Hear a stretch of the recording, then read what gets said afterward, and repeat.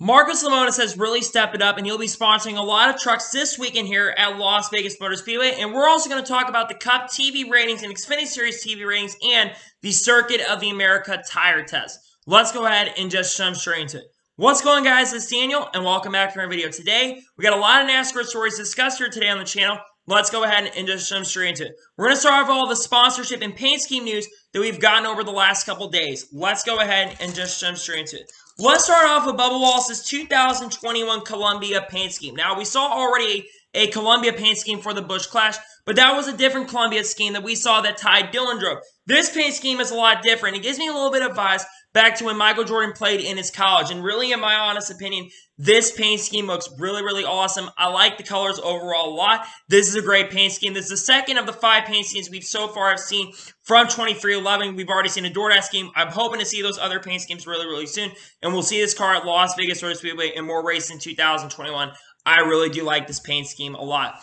The next paint scheme we're going to take a look at is Kyle Busch's 2021 Ethel M Chocolate Scheme, a chocolate company from Las Vegas. And overall, in my opinion, this paint scheme is decent in my opinion. It's not the greatest Kyle Busch paint scheme I've ever seen. I think the M&M schemes are generally a lot better. But this paint scheme is not bad overall. I think the color, to be honest with you, is okay, to be honest with you. And the chocolate works really well in the car as well. But overall, this is a decent paint scheme. It's not a bad paint scheme, like some people are saying. But it's an okay scheme in my opinion. Not fantastic. The next paint scheme we're going to take a look at is Derek Krause's 2021 Hunter Nation scheme that we will see here at Las Vegas Motor Speedway for the Truck Series race. This paint scheme overall is decent also in my opinion. It's not a fantastic paint scheme either, but it's a decent paint scheme overall. I think it will look pretty good on the racetrack and it will definitely stand out as a different paint scheme. But it's really, really cool and great to see this paint scheme. Can't wait to see it on the racetrack in 2021. The next paint scheme we're going to take a look at, it's Tommy Joe Barton's 2021 Diamond Cassette scheme that we're going to see in the spring races at Phoenix and Martinsville International Speedway. This paint scheme is really, really awesome. I like the blue on the car a lot. The colors of the paint scheme look really, really sick as well, and I can't wait to see this paint scheme on the racetrack. I like it a lot. Can't wait to see it on the racetrack really, really soon. The next paint scheme we're going to take a look at is Stephen Parsons' paint scheme, as he will be sponsored in a partnership with Dogecoin and Sprint Gates for the Las Vegas race. Dogecoin's back in the car. I always love when Dogecoin is on any of the race cars, because especially when on the Josh Wise cars they used to have were really, really awesome. I like this paint scheme a lot too. It's really, really nice. I can't wait to see it in the Xfinity Series race at Las Vegas. The next paint scheme we're going to take a look at was Ryan Preece's 2021 Natural Lights paint scheme that we will see here at Las Vegas Motor Speedway. In my honest opinion, I think the paint scheme looks pretty decent as well. The colors on the car look really, really good. I like the yellow-ish, like greenish color on the car. And I think the Natural Light paint sponsor fits on the car quite a bit as well. I do like it overall a lot, and I can't wait to see it on the racetrack at Las Vegas Motor Speedway. Another paint scheme that just was announced right now is that Eric Almirola's 2021 Smithfield Power Bites paint scheme. This paint scheme overall, in my honest opinion, is really, really good. I love the colors a lot on the Smithfield cars. I'm not usually always a big fan of the Smithfield cars overall, but this one is really, really different. I really like it. It looks really, really awesome. I can't wait to see it in Las Vegas. I really like the colors of a lot, and I can't wait to see it out at Las Vegas. And then the final major paint scheme before we get into all the Campy World paint schemes is Carson Osberg's 2021 Plan B Sales paint scheme. This paint scheme is really, really awesome. Generally, Plan B Sales paint schemes always look really, really good, and this one is definitely no exception. I really like this one overall a lot. I like the colors of the scheme. It looks really, really cool, and I cannot wait to see it on the racetrack in 2021. And now we're getting on to the first major story of today's episode, as Derek Carr is going to be giving the command for the Pennzoil 400 at Las Vegas Motor Speedway. Derek Carr, for those who don't know, is currently the quarterback for the Las Vegas Raiders when the Raiders move over to Las Vegas. He's been with them for quite a few years, and once again, he will be giving the command for the Las Vegas race. Hopefully his command is really much better than Tua's, because Tua's command was decent, but it wasn't really that great, to be perfectly honest with you. Derek Carr, I think, will be able to bring some good energy, and I think he will do a great job as doing the command for the Las Vegas Cup race. On to the next story of today's episode. Martinsville's Xfinity Series October sponsor is going to be called the Debt on Tools 250, as they have signed a partnership on with Martinsville for the NASCAR Xfinity Series race. Really cool sponsor, in my opinion. It looks really, really awesome, and great to hear the news that Debt on Tools is going to be giving the command, is not the band, they'll be the sponsor for the Martinsville Xfinity Series race. And now we're going to go on to the next story of today's episode, as we're going to talk about 2311 Racing. Last night, the project to build 2311 Racing, to build their building for the future of that team, was officially approved unanimously by the board. It's officially been approved, and they are good to go to build the building in Huntersville, North Carolina. We've been talking about speculation around 2311 Racing, and this was really started a couple weeks ago with them talking about the shop. They said they're going to vote on it early this month, and it has officially been approved unanimously. This is great news for the future of 2311 Racing. I guess taxes are probably going to be growing in that city for sure, but the fact that they're going to be able to start building on that project is really, really good, especially for that team, especially since Denny Hamlin and Michael Jordan have a vision to eventually become the next big Toyota racing team, and they eventually want to become a four-car operation. And this is really one of the first major steps for them to get rolling. They have said that they would eventually like to become a two-car operation in 2022. Their plans are to eventually expand to a really big operation and become a really big team. So I hope that that becomes the case. I know that this year they haven't started off in the right way. They're still currently in the playoffs right now, above Wallace, who's 16th in the standings right now. But they're looking to expand on their operations, and they're looking to pick up another driver, and they're looking at everybody right now. They're looking at a lot of free agents currently at the moment. So this is a really bigger, much bigger story than a lot of people realizes, and really great to hear this from 2311 Racing that has been approved, and the future 2311 Racing looks really awesome currently at this moment. And now we're going to go ahead and talk on to the next story of today's episode, as Grant Enfinger is going to be driving the number 9 truck for CR7 Motorsports at Las Vegas Motor Speedway. Grant Enfinger is already running 12 races here in the NASCAR Truck Series for ThorSport Racing, and he'll be looking to go to Las Vegas Motor Speedway to expand and run another race. Now, I don't think Grant Enfinger, unless he can get a waiver, I don't think that he is going to be eligible to run for the championship this year, but I think this is a really good move from CR7 Motorsports to pick up Grant Enfinger, because Grant Enfinger is a very, very talented driver. I mean, he made it to the championship for last year and scored 4 wins in the NASCAR Truck Series, and he looked pretty decent in his first start with the team at Daytona, but unfortunately, I don't know if they got the finish that they deserve or not. But yeah, Grant Enfinger is a very, very good driver. They're actually currently 11th in the owner standings to the 9 team, so they've actually looked really, really good to start this year, and they're looking to expand on that and have another great run with Grant Enfinger. Now, I would normally say that this team's goal is to not run very great. I think Grant Enfinger can get the best out of his equipment. I think that he has a really good shot, at least for a top 20 and maybe a top 10. I think it's really awesome to see that Grant Enfinger is going to be back in the Truck Series at Las Vegas. I mean, he's 1 year before back in 2018, I think it was. So I think that he'll be a really big contender in this race, at least for a really strong run. As for the sponsor, Campy World and Marcus Lemonis is going to be stepping up and sponsoring Grant Enfinger this weekend and sponsoring this team, as they were on sponsor coming to this event.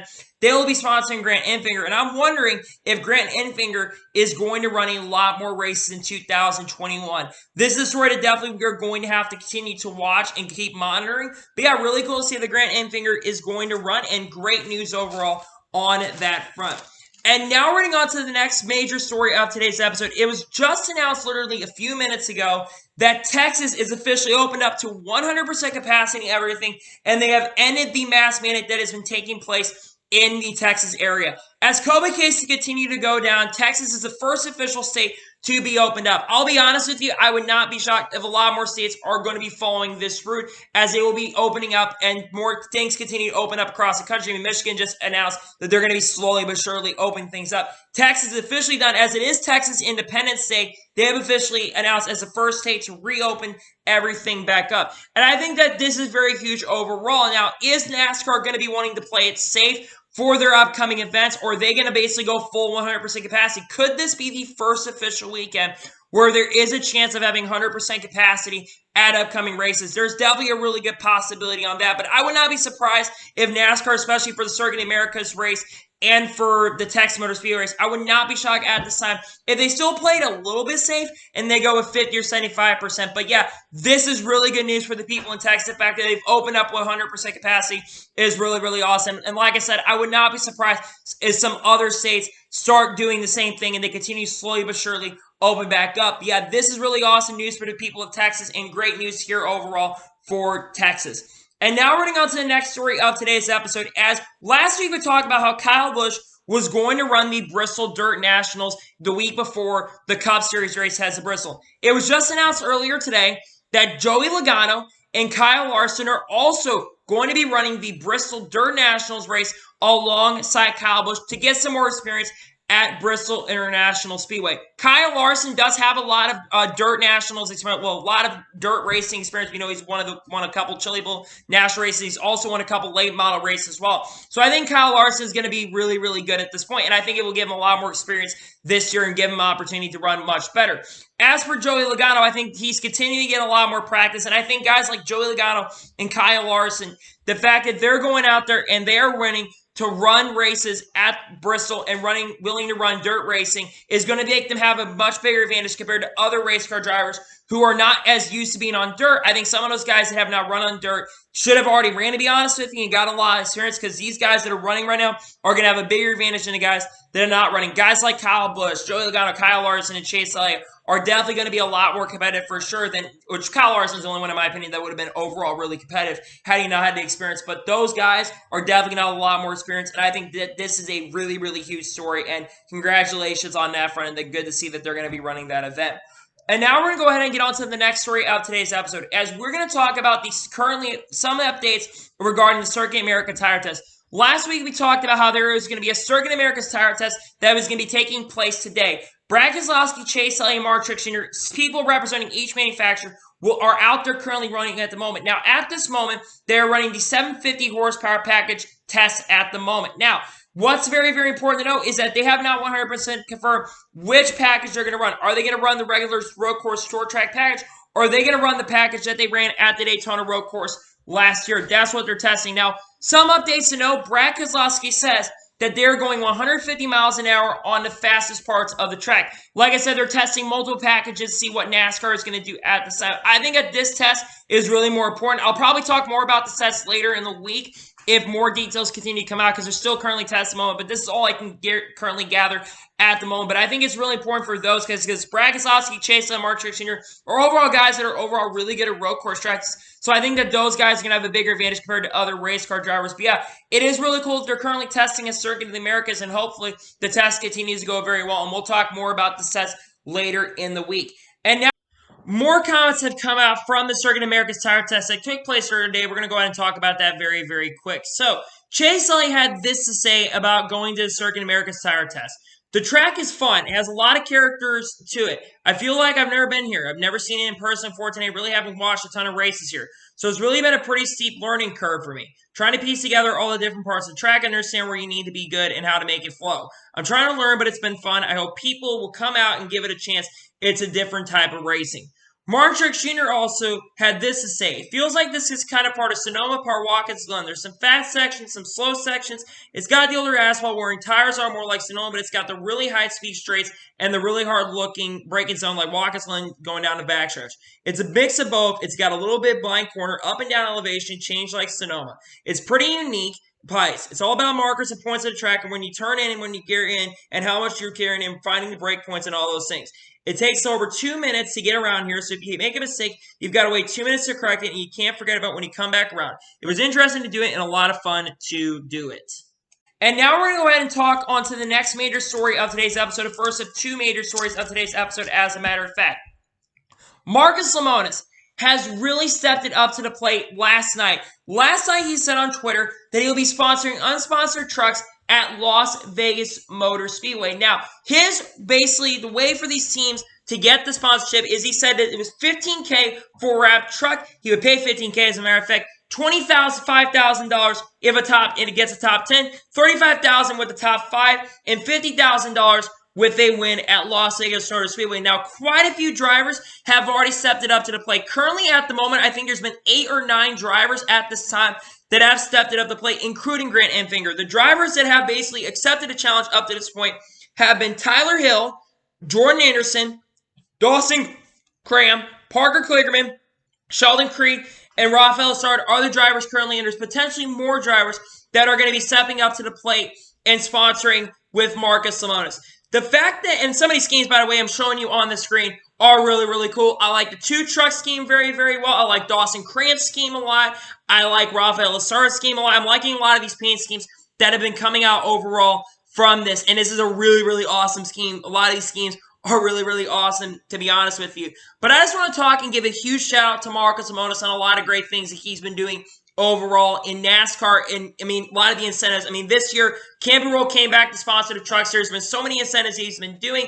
They brought the Triple Truck Challenge a couple of years ago into the Truck Series, and I think that's really good incentive for race teams. And the fact that he's willing to sponsor unsponsored race teams that are currently in the NASCAR Truck Series is really, really big. And there's also sponsoring Daniel Suarez in the Cup Series. So that's really good for the 99 at Trackhouse Racing. But I think that this is really, really awesome to see that Marcus Lemonis is willing to step it up to the plate and sponsor. Because I think that this is overall a major, major, major, major story for the Truck Series. I mean, he's continuing to do a lot of great things for the Truck Series right now, and I'm glad to see that this is continuing to happen. And I'm wondering to see what other paint schemes we're going to see. But yeah, very, very exciting news, definitely for sure. Great to see from Marcus Lemonis, and great to see that he is continuing to help out smaller teams in the NASCAR Truck Series. I got to give a lot, like I said, I got to give a lot of props to Marcus Lemonis, because I gave him a shout out last night on Twitter, because I think that what he's been doing in the Truck Series especially has been really, really awesome to see, and great to see that Marcus Lemonis is continuing to step up to the plate and sponsor teams that are currently not sponsored in the NASCAR Truck Series. And now running on to the final major story of today's episode is we are going to go ahead and talk about the Xfinity Series and Cup Series TV ratings from Homestead Miami Speedway. Let's start off with the Cup TV ratings, because they're not bad, but they're not great either. Homestead's Cup Series race, the Dixie Vodka 400, earned a 2.48 rating and 4.239 million viewers for the Dixie Vodka 400. This is down 12% from the Auto Club race last year, which was the third race here, which had a 2.9 TV rating and 4.8 million viewers. Now, the good news on this, right, is this, again, was the most watched sporting event that took place over the weekend for the Cup Series. So this is really, really good news. But the bad news is the ratings are down once again for the third race of the year. But in contrary to that, the Xfinity Series TV ratings, and this is very interesting, the Xfinity Series race at Homestead earned 1.238 million viewers for the Contender Boats 250 at Homestead Miami, which has been up 4% from Auto Club last year, which had a 1.194 million viewers last year at Auto Club International Speedway. And that's definitely very interesting, because what I've noticed is that the Cup Series TV ratings has overall been going down on a year-by-year basis in some areas, but the Xfinity Series and Truck Series races have been generally going up over the last couple of years, and there's definitely a few theories behind this and why the Xfinity Series and the Truck Series have been going up. I think one of the big contributing factors to why the Cup Series ratings go down is the Daytona 500 bump. I think the fact that Daytona 500 did not go off without a hitch and had ratings. You have to always go back to Daytona 500, because the Daytona 500 could be the make or break moment, in the fact that there was a rain delay that took place. I mean, look at other years, 2009, 2012, and 2014. If you want a perfect example, those races had rain affect the outcome, and the ratings were down really, really bad in those specific years. This year is no exception. I would not be surprised this year if we see a lot of really, really bad ratings for the Cup Series. But you have to always go back to Daytona 500 to really, really gauge that front. I think that's another really big contributing factor, in my opinion, to why the Cup Series ratings have been down, but the Xfinity Series ratings have overall been up, is the fact that there's more racing. There's not practice and qualifying going on right now. So I do think a lot more people are going to be watching the Xfinity Series and Truck Series races with the lack of practice and qualifying. Now, I'm wondering if practice qualifying comes back, the Xfinity Series and Truck Series ratings end up going down. I really don't know. But the other theory behind why I think this Xfinity Series and Truck Series ratings has been up is they're looking for the next upcoming driver. Think about the drivers currently dominating in the Cup Series right now. Guys like Kyle Busch, Kevin Harvick, Mark Truex Jr., Joey Logano. Those guys overall are, and Denny Hamilton not included, those drivers are dominating, and they're not the drivers that are most popular. They were not the guys that were really, really liked during the time, compared to guys like Dale Earnhardt Jr., Tony Stewart, Jeff Gordon, and other drivers that were liked a lot more. And I think a lot of fans left to go down the Xfinity Series and watch, because you have a lot of upcoming drivers looking for that next big driver that isn't like really, really low. I'm not saying guys like Chase Elliott, but I'm talking about the lower series. Look at like Noah Gragson. I know he's very, very controversial, but Noah Gragson is definitely very, very popular. Look at Ty Gibbs. Ty Gibbs is a huge personality, and he's a very, very talented driver. Look at Sam Mayer. Sam Mayer is also really popular. Even look at Hailie Deegan. Hailie Deegan is one of the biggest people and biggest personalities. She has like the second or third most popular social media on Twitter right now. So it's no well surprised that the Xfinity Series is definitely gaining, and the Cup Series is definitely down. Now, had the 500 gone off without a hitch, I think the Cup Series, maybe the ratings would be down a little bit, but I don't think that 500, the ratings would overall be down as bad. That's just my opinion overall on that. But I think that's one of the big contributing factors to why the ratings have definitely been lower in the Cup Series and not as low in the Xfinity Series. So, Anyway, that is going to be for today's NASCAR news video. I want to thank you guys for watching. Please like, subscribe to the channel, notifications so you can be notified when a video does go live on my channel. Follow me on Twitter, Facebook, and Instagram, and support me on Patreon as well. Link description below for that, and comment your thoughts on today's video. What are your thoughts about the Cup Series ratings being lower, but the Xfinity Series ratings being up? Let me know what your theory behind that is. Let me know in the comments below. And what are your thoughts about Marcus Lemonis stepping it up to the plate and going out and sponsoring a lot of unsponsored truck series? I think it's really cool, but let me know what your thoughts are on about that. Let me know in the comments below. If you enjoyed today's video, make sure you like so YouTube can recommend more of these great videos out to you guys. If you do that, I'd greatly appreciate that. Anyway, like I said, I want to thank you guys for watching today's video, and I'll see you guys next time. Take care, everybody.